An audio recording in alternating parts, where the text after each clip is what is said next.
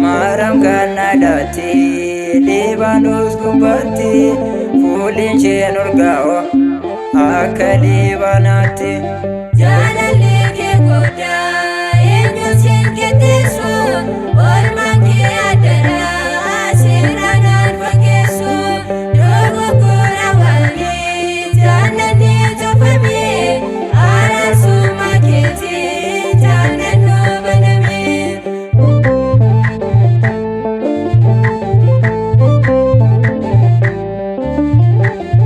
Uumaa keenya baattee gaara deemsi deemtee deena ishee mormoo saabeeddaatti gattee saanyii daawwit keessa ati filatamtee lubbuun nama hedduu see furmaata argate.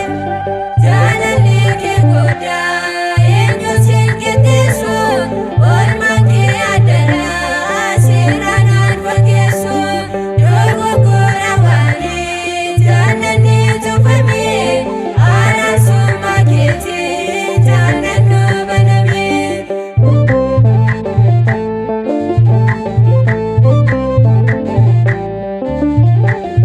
Hiika maqaa keetii biqiltuu baatuusee maaloo nu araarsee yaa harmee Yesuusii mana amantaatti ati kan guddatte nyaata saamii gobbaa faanulee sooramte. Jaalalli kee guddaa eenyu siin qixxeessu oolmaan kee addanaa seeraan fageessu dogoggora waliin jaalalli tufamee araarsummaa keetii jaalannoo banamee.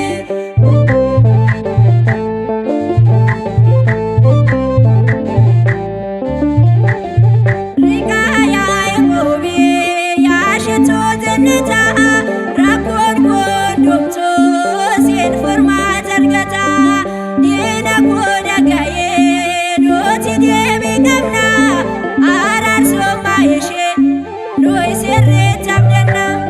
Jaalalli kee guddaa eenyu siin qixxeessu oolmaan kee addanaa seeraan fageessu dogoggora waliin jaalalli tufamee araarsummaa keetii jaalannoo banamee.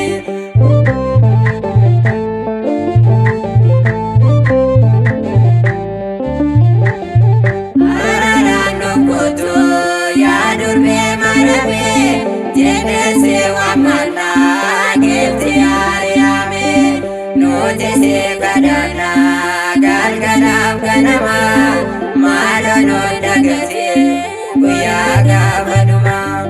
Jaalalli kee guddaa eenyu siin qixxeessu oolmaan kee addanaa seeraan fageessu dogoggora waliin jaalalli tufamee araarsummaa keetii jaalannoo banamee.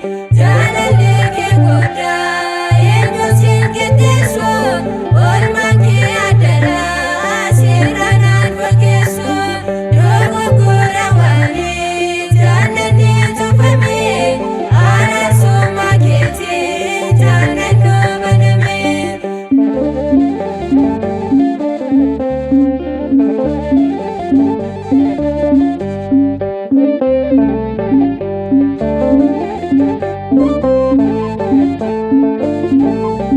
Thank you.